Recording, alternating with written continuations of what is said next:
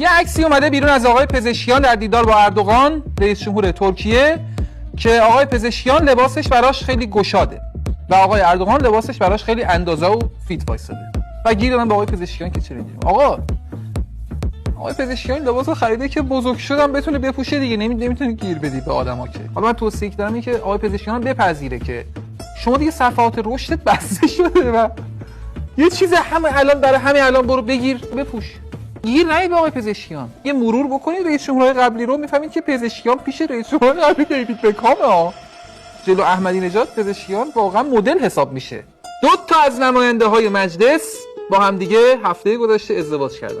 این تو مجلس چجوری مخزدم چی گفت برای نماینده، چجوری با هم چجوری هم دیگه رو به ازدواج و کاملا قانونی تلقیب میکنن. مثلا میگه که من صحبت‌های آقای قالیباف رو خوب گوش ندادم، دیدم شما دارید با چند رنگ خودکار می‌نویسید، اگه اشکالی نداره من از شما بگیرم کپی بکنم.